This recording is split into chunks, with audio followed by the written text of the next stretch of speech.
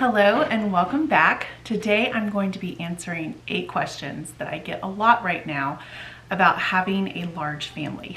So this doesn't go for all large families. This is just our large family. We have 10 kids and I'm pregnant with our 11th baby due in a few more months. So these are just my answers. Again, this is not, this doesn't go for everybody. This is just us. Okay, so question number 1.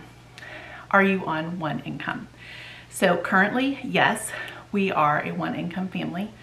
I do have a business and it's not, bringing home any profit right now. So we really don't count that in the family finances at all. But my husband, even when my business has done really, really, really well, my husband has always said, we are not going to overspend.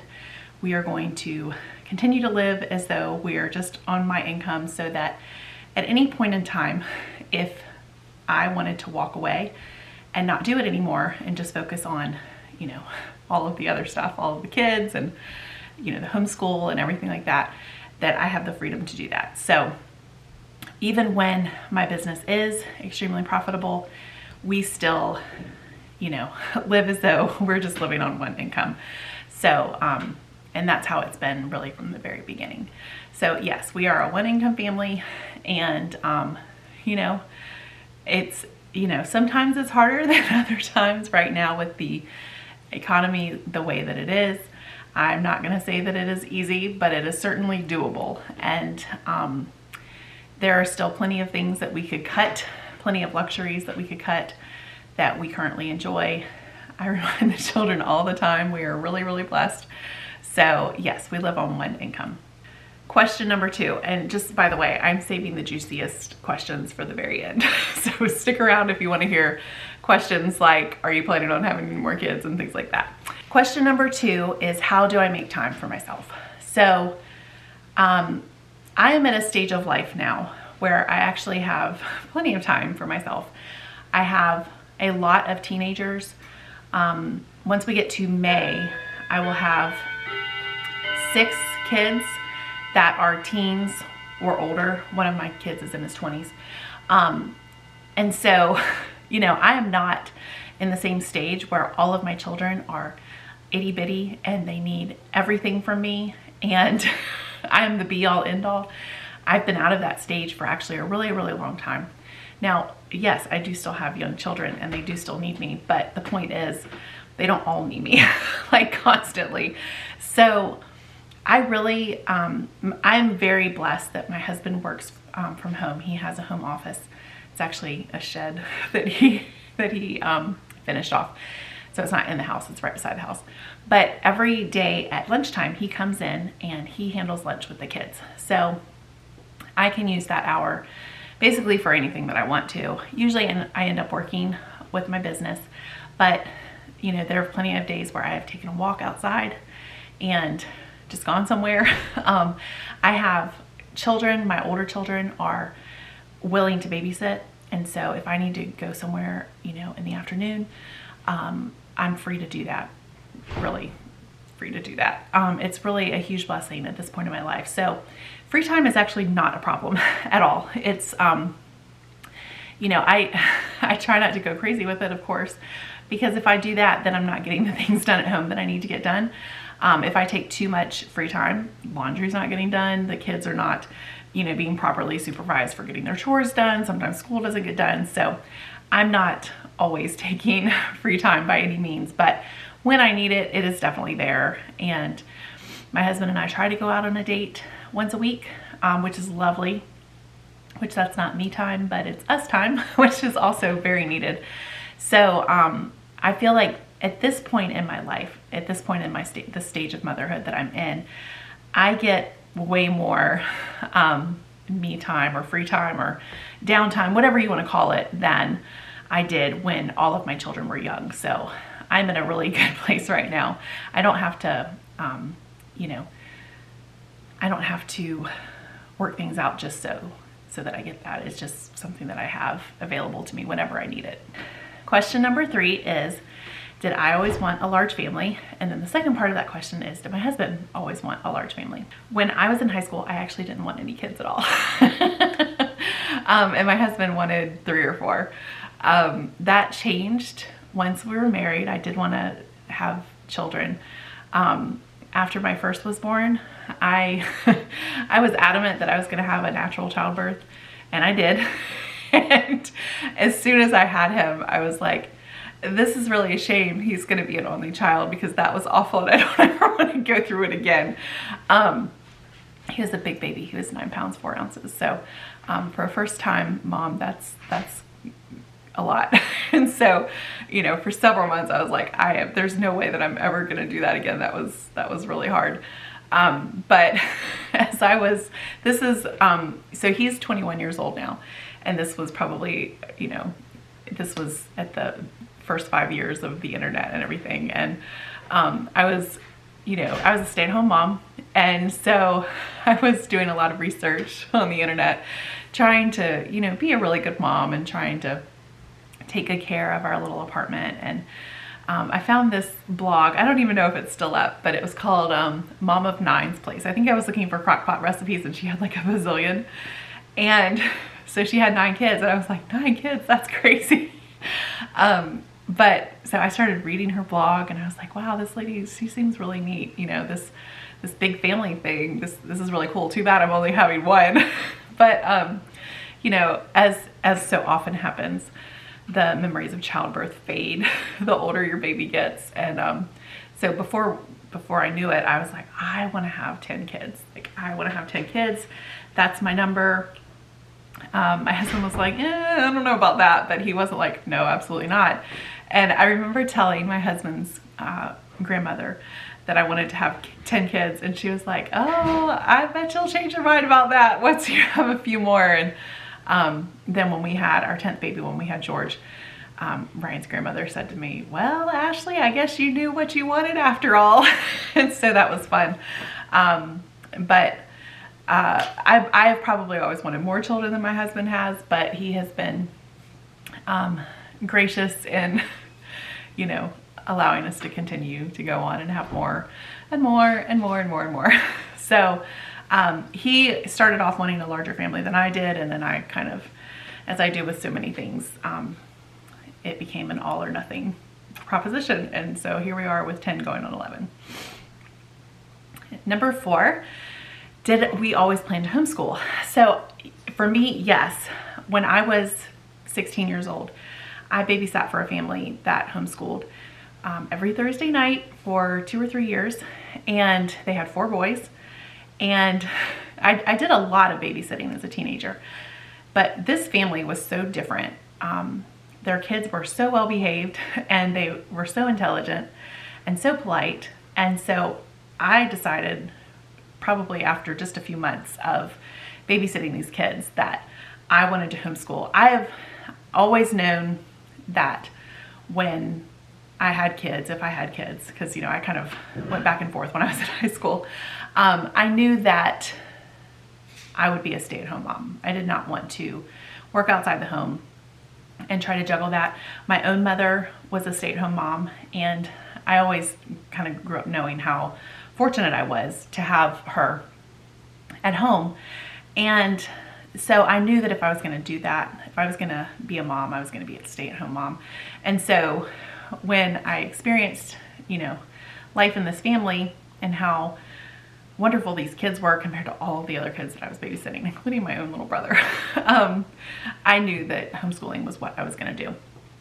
And my husband was just kind of, you know, he knew before we got married that if we had kids, I was going to homeschool, and I was going to be a stay-at-home mom. So this was not a surprise, because it really was, it was not negotiable for me. Like, if I needed to marry a man who was supportive of that, and he always was. So we've homeschooled from the very beginning, and no plans to ever stop. It's I probably should make a whole different video about this, but it is one of those, it's a conviction for us. It's not an option. It's not the option of homeschooling for us. It's just what we do.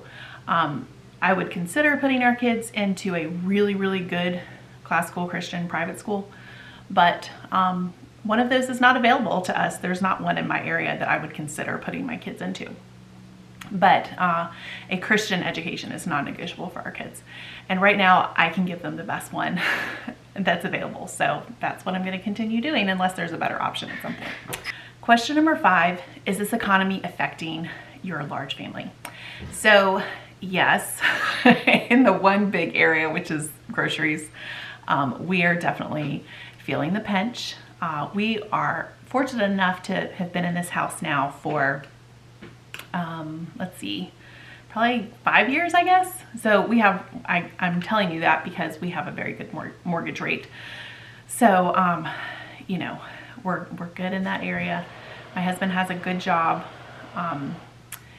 But the groceries and, you know, gas, because we drive really big vehicles, it has been, we have had to make cuts. We have had to cut different things in the budget. And I'm trying to make my grocery budget stretch as far as I possibly can. I'm baking a lot of bread, which I kind of go through cycles, and I have for the past 10 years. Sometimes I'm making all of our bread, and sometimes, you know, we'll get some from the store. One of the kids is outside the window yelling at another one of the kids right now. That's large family real life. But yes, so we have had to make cuts, which is, you know, totally fine, and that's totally normal of the human experience. So my husband keeps telling the kids, we're not broke, we're on a budget. So we're trying to stick to the budget really hard and, you know, make cuts where we can. But I mean, that's kind of life as a large family. Like, you have to be conscious of how much you are spending. I mean, that's true of any family. You have to watch it. So we are watching it for sure. Okay, question number 6 is, what will you do for college and for weddings? So our oldest son is becoming an electrician right now. He's in an apprenticeship, and we have helped him as we could with his schooling. He had to go through a year and a half, I think, of electrician school. He's in his last semester now. I think we paid half for him, and he has paid the rest. We have raised our sons with the idea that they are going to have to pay for their secondary education, and they're going to have to buy their own vehicles, and they have. They have gotten jobs from the time that they were about 16, and they've been saving. And so 2 of our sons have vehicles right now, and our third son had a vehicle. He got in an accident and totaled it. So he actually has had to save up for a second vehicle, and Lord willing, he's going to be purchasing that this weekend. But and so he's working full time now too. And my third son is going to be starting college on Tuesday. So next week he's going to nursing school, and he qualified for financial aid. Our state has a grant that covers 100% of the cost of getting your associate's degree for a career that's in demand, and nursing is in high demand right now. And so he has the plan to get this grant each year, Lord willing, and he got it for this first semester in full. We're very thankful for that. And so the plan is that he'll get that each year, and that will cover his associate's degree, and he'll have an RN at the end of that. And then once he's hired at a hospital, the hospital will actually pay for him to get his BSN, which is his Bachelor's of Science in Nursing. And then after he's had that for long enough, they'll actually pay for him to get his Master's of Science in Nursing. So, Lord willing, as long as everything goes to, you know, according to plan, he will get all of his education covered.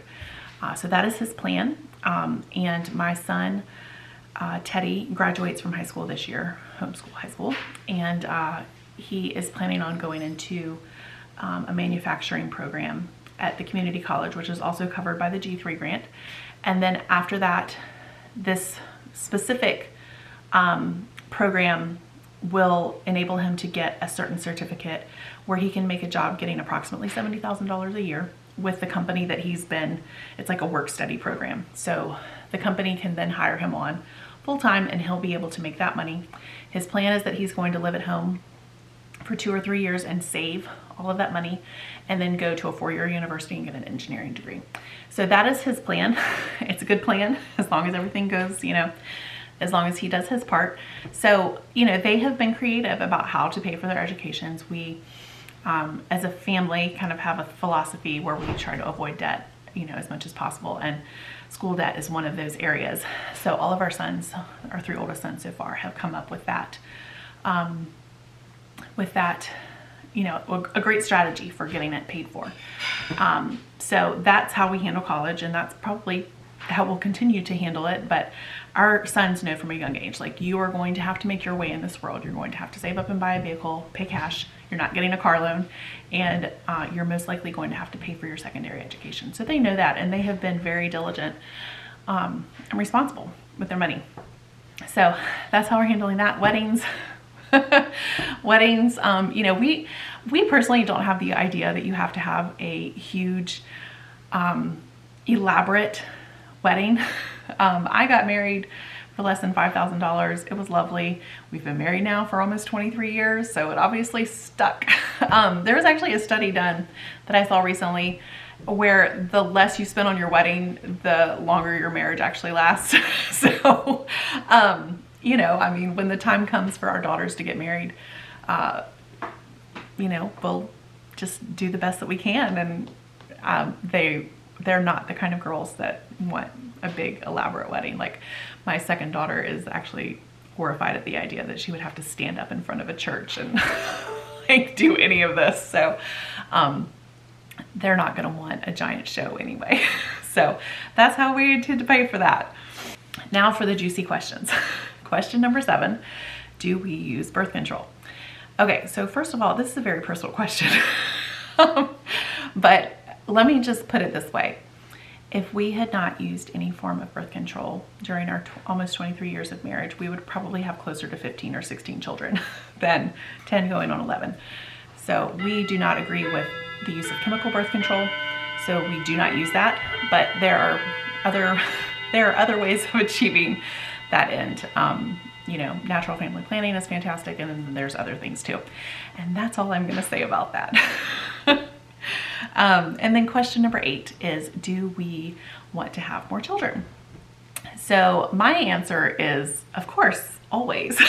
But I'm 42 years old, and you know, I'm fine if I don't have any more beyond this baby. George has nicknamed this baby Bubbles, so I keep wanting to say Bubbles, but then I remember I haven't told you about that. So if I don't have any more children beyond Bubbles, then I am happy, and I'm very, very content.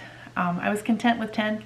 I really wanted another one, so I asked Ryan to prayerfully consider having an 11th, and he did, and came back and said yes, and then we didn't conceive for over a year. So you know, my reproductive years are winding down, to be sure. I would happily accept more children. My husband is ready to be past the baby stage. And so, you know, we probably won't be having any more, but if we were to have more, he would be thrilled, because he always is. And, yeah, so maybe, but probably not. This is probably the last one. I'll be 42 when I have Bubbles. But I'll be close to 43. So, you know, 11 is probably our final number. I'll probably not hit that cheaper by the dozen 12 number, but that's okay, because when I first started out, I said I wanted 10, and that's what I told Ryan's grandmother. And so I have achieved that milestone, so I'm very happy with that and content. And my oldest son will be getting married in July, which is 2 months after Bubbles is born. And, you know, so I don't expect them to start having babies right away, but they are on the horizon. Grandbabies are on the horizon. So it'll kind of be a seamless transition from my own babies to grandbabies, which is, I think, a lovely way to do it. So those are all of my large family questions that I have to answer today. If you have any questions that I didn't answer, feel free to leave me a comment, and I will make a part 2 of the video if people are actually interested in this. I feel like people are interested because I get asked questions like this all of the time. So leave me a comment, let me know what your questions are, and I will be happy to answer those. And I will see you next time. Thanks, bye.